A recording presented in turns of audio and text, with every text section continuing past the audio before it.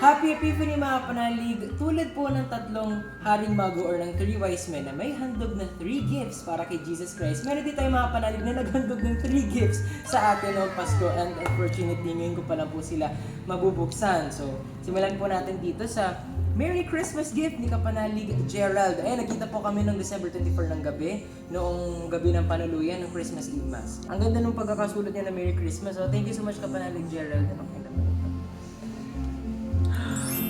Yun o, ay, baliktad ata. Scapular! Abo ko. Grabe, scapular, no? Wow. Ang ganda, uy, ang ganda na lace, oh. Tapos meron pa velvet na cloth. Wow, para talaga, parang gift talaga ng 3 wise men. Thank you so much, Kapanalig. I'm sure pag mayroong mga Marian na position or Marian events, I'd be sure to wear this scapular. Thank you so much, Kapanalig Gerald. Noong December 31, bisperas ng New Year, merong inihandog ang ating Seminarian Mark James Evangelista. Shoutout po sa inyo. Siya ang aking kuya.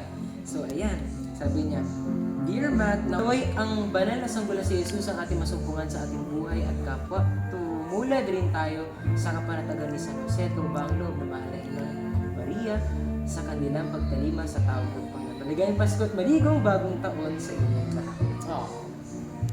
At ito ay walang iba kundi si San Antonio de Padua, si Kuya Tonyo. Grabe naman. Thank you so much po, Kuya Mark James. Talaga appreciate ko po dahil mahal na mahal po ng family namin si Kuya Tonyo. Thank you so much po, Kuya Mark James. Thank you so much po. And last but not the least, ito po ay handog ng isang anonymous Kuya Kapanalig natin na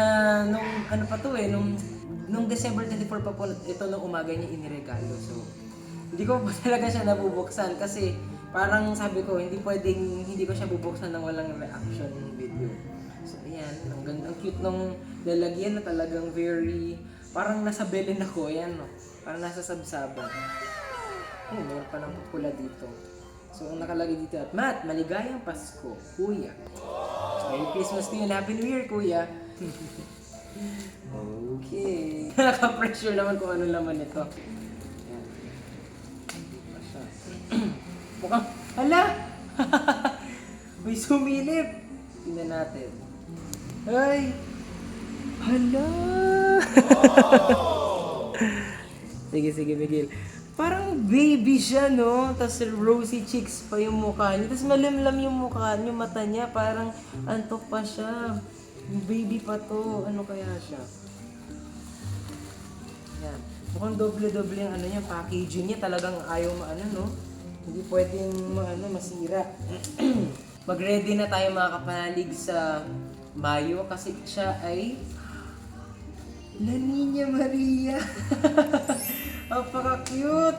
Tapos talagang pati yung kamay niya merong extra care kasi merong yung bubble wrap tumutunog. Ayun. Grabe, thank you so much po kuya sa extra care kasi talagang pati yung kamay niyo talagang meron pang tissue. Tingnan natin yung hands niya. Oh my gosh, the beautiful hand. Ay, bubble wrap na naman. The beautiful hand. Kasi itong isa parang mummified hand. Joke lang. Kasi naka-tissue rin siya eh. Pero pag binuksan. Oh, ang ganda naman ng hand niya. Oh, ano pa siya oh. Mama Mary siya, La Niña Maria. Mahaba yung buhok niya sa likod. Oh. Naka-ribbon pa. And there you have it, mga kapanalig. Hindi mo makapaniwala ngayong Epiphany ko pa mabubuksan ang ilang mga regalo ng ating mga kapanalig noong Pasko.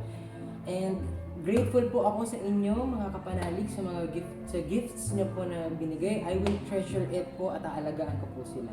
And I'll make sure na madadasalan ko po sila sa abot ng aking mga kaya. So ngayong Epiphany mga kapanalig, alalahanin natin na hindi lamang ito sa pagbibigay ng regalo ng tatlong haring mago, kundi ito ay ang pagbibigay ng regalo ng Diyos Ama na ipadala ang kanyang bugtong na anak upang makita hindi lamang ng mga Hudyo, ng mga tatlong haring mago, ng iba't ibang mga lahi, kundi ng buong sangkatauhan para sa lahat, para sa ating kaligtasan. Amen po ba?